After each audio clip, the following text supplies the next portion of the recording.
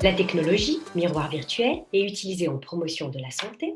Elle permet de transformer le visage actuel et montrer l'apparence future en l'absence de changement de comportement. Par exemple, un visage en surpoids lié à la sédentarité ou ridé par le tabagisme. Se voir gros est supposé motiver à l'activité physique.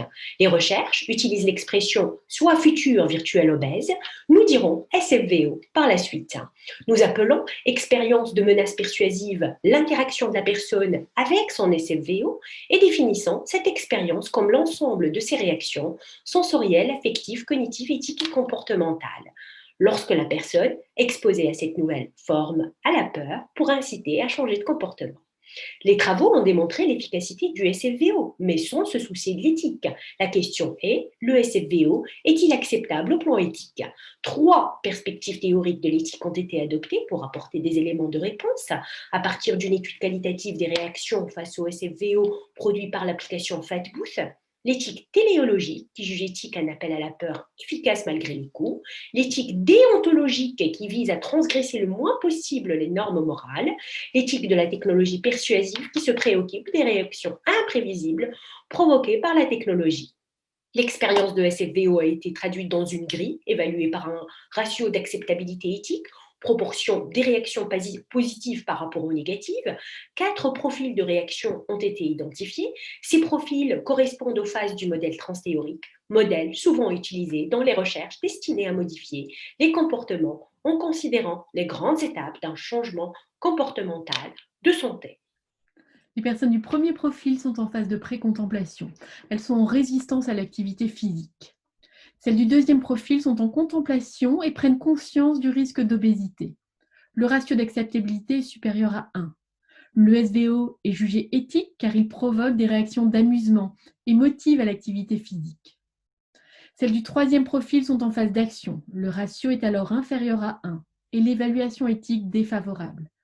Voir son SVO provoque des réactions négatives, par exemple atteinte à une identité familiale, penser à un proche gros, un mépris du concepteur de la technologie et un rejet de la stigmatisation des obèses.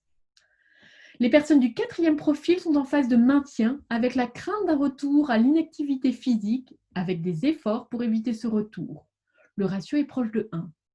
L'évaluation éthique est téléologiquement neutre si le SVO provoque des réactions négatives comme le choc, la honte, la culpabilité anticipative, qui peuvent ainsi aider à maintenir l'adoption de l'activité physique régulière.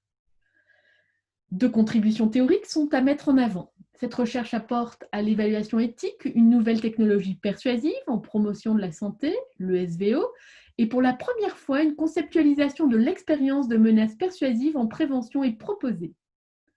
L'analyse des profils de réaction et d'acceptabilité éthique montre l'intérêt d'adopter une approche dynamique des changements de comportement, ici le modèle transthéorique, pour améliorer la compréhension de l'efficacité et de l'acceptabilité éthique d'une nouvelle technologie persuasive. D'un point de vue managérial, nos résultats soulignent d'une part l'importance d'une analyse éthique multiperspective lors du design des nouvelles technologies persuasives fondées sur l'anticipation ou la simulation de l'identité future.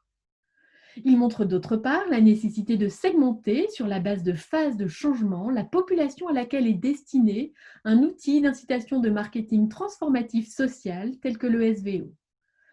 L'acceptabilité éthique est différente pour chaque segment et il convient d'en tenir compte dans les campagnes digitales.